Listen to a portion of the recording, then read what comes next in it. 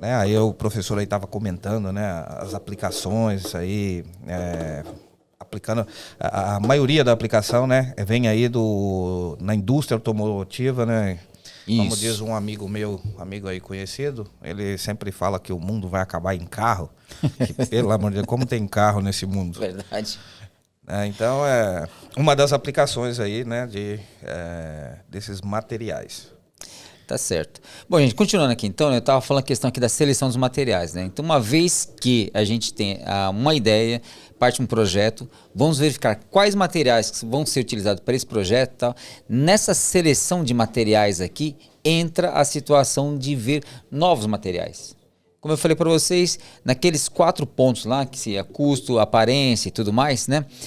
A gente tem que ver quais são os materiais que são viáveis para isso. Eu usei exemplo também de um tênis aqui que está sendo feito, produzido com grafeno, enfim, essas coisas todas assim que são materiais novos. Aí envolve custo, envolve durabilidade, aquela situação que eu já apontei para vocês, tá bom? Uma vez que a gente vê novos materiais, pode refazer a ideia, né? Que vai voltar para o projeto, que vai vir de novo para essa situação aqui, né? Que daí no caso aqui, dos novos materiais viria para cá, já para produção. Tá certo? Que você pode ter, fazer a seleção de materiais, pode ter material existente ou novos materiais. Aí sim vem para produção, que seria a manufatura, tá certo? E aí que vamos transformar o determinado material aqui nesse ciclo aqui que nós falamos para vocês, de transporte, de brinquedos, de tecnologia, de automóveis no caso, né? Enfim, nessa toda situação aqui, ok? Então, gente, aí que a gente tem a tecnologia dos materiais, né? Assim, em cima de inovações. Vamos utilizar materiais já existentes e materiais novos, né? Eu falei para você da questão da indústria automotiva, né? Da década de 40, da década de 50, que eram aqueles carrões enormes, né? Lata muito pesada, muito dura, muito espessa, né? Hoje em dia, a chapa de uma lataria de um carro, que no passado era de... A chapa ela tinha 1,7 milímetros, acho que é isso, de espessura. Hoje em dia caiu para 1,2 e já usam já chapa de 0,7 milímetros, ou seja, menos de 1 milímetro. É uma casquinha aquilo ali. E tem tecnologia o suficiente de dobras, de conformação, né, que garante rigidez o suficiente para que que aquela chapa, mesmo sendo mais fina, que seria mais barata, tá? Mesmo sendo mais fina, ela possa ter assim uma situação de custo muito favorável. Então a indústria consegue se manter e alguns carros acabam sendo mais barateados, né? E também a questão de segurança, né? Então, pegando aquele exemplo dos carros mais antigos, né? Eles tinham os tamanhos eram maiores, as curvas eram bem diferenciadas, um carro bastante arredondado, né? Uma coisa mais assim, bem mais grande, por situação de você ter pouca tecnologia para conformação, para trabalhar os materiais, para trabalhar a matéria-prima. Hoje em dia você tem tecnologia, ou seja, tem máquinas, equipamentos, tem estudos que você consegue fazer isso daí, tá bom?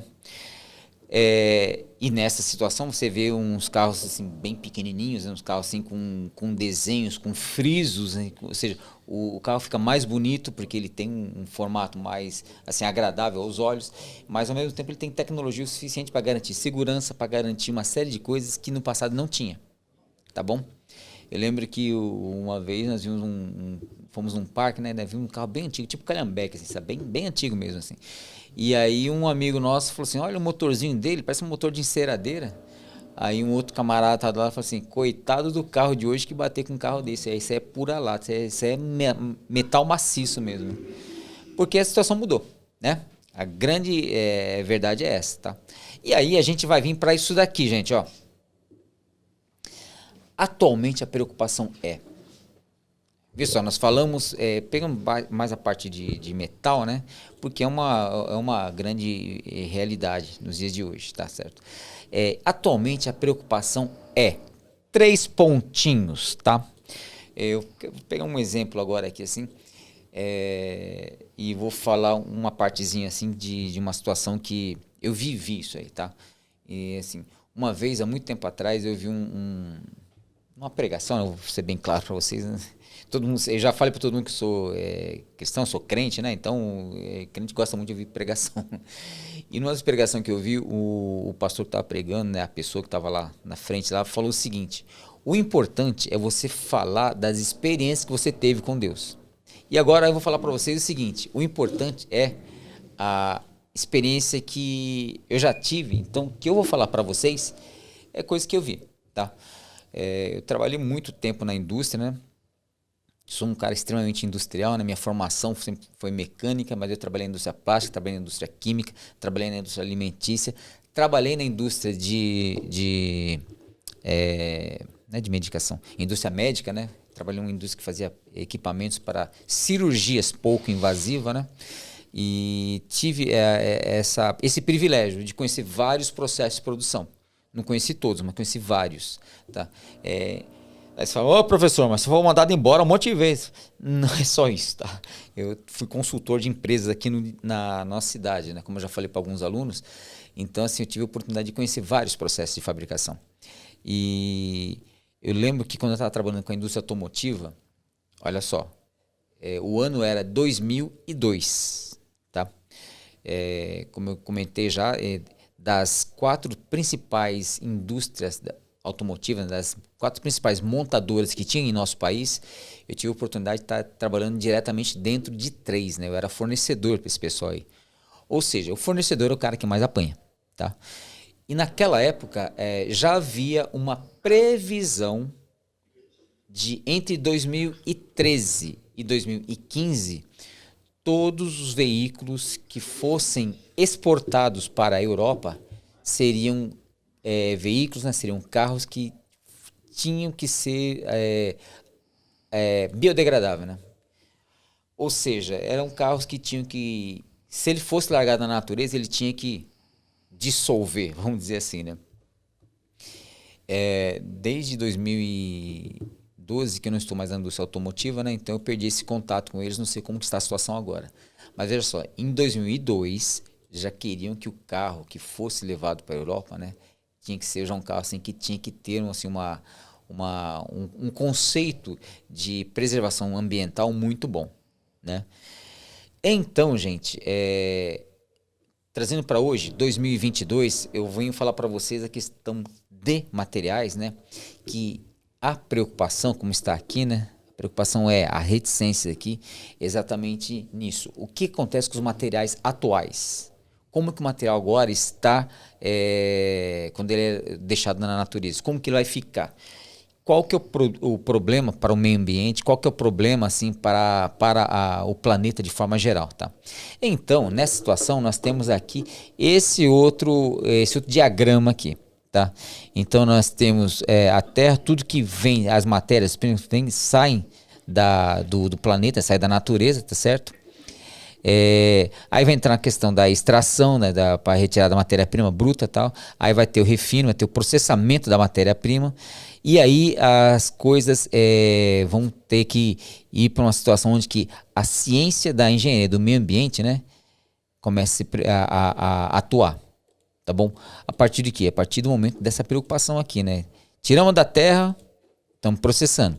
Aí uma vez que a matéria-prima ela é transformada, né, a partir do momento que ela já foi processada, virou já o que a gente vai estar utilizando nas empresas, né, para transformar em bens de consumo, que é o que está nesse balãozinho aqui assim, tudo que se transforma em bem de consumo tal, vai gerar sucata ou resíduos, tá certo? Que vai ter um descarte que vai voltar para a própria terra, para o próprio meio ambiente. Aí a ciência e engenharia dos materiais que entram também no estudo das estruturas, no estudo de conservação, no estudo de que fazer com o que sobrar disso daí, tá? Eu vi um tempo atrás aí também, né? Como eu falei para vocês, né, de quando eu vi as montadoras falando, né, de ter um carro que seja assim aproveitado pela natureza, ou seja, que não agrida tanto o meio ambiente, né? Eu vi também algumas situações assim de materiais que passaram a ter assim essa preocupação, né, voltado em cima do quê? De estudos das estruturas, de estudos de novas ligas, de estudos onde que ele passaria a ter uma performance muito melhor do que vai ficar, o que vai gerar de resíduo isso daí. E uma coisa bacana que eu vi foi, depois da conscientização disso daí, né, principalmente a indústria de tecnologia, tela de computador, restos de TVs e esse material assim, placas de informatizadas assim, que passaram a ser reaproveitados, né? Então hoje em dia tem um descarte até específico para isso, né? A indústria do reciclado passou a aumentar também, né? Aliás, pegando um gancho nisso, né? Nós temos também alunos que estão fazendo TCC em cima disso, em cima do reciclado, que é uma coisa bacana também, né? Então veja só, tudo que você gera um bem de consumo, um liquidificador, uma TV, uma roupa, calçado, alimentos, tudo isso vai gerar ou resíduo ou uma sucata. E tudo isso vai ter que ficar na natureza. Então aí entra essa preocupação que a gente está falando aqui. Por isso que eu citei para vocês, né, que lá no começo lá, a gente ia falar dessa preocupação aqui. E aí a engenharia de materiais, né, a tecnologia dos materiais também está voltada para isso também. O que fazermos com esse tipo de coisa? O que fazermos para poder, com o que vai sobrar disso daí? Trabalhei numa época também, tive bastante contato com a indústria de estamparias, né?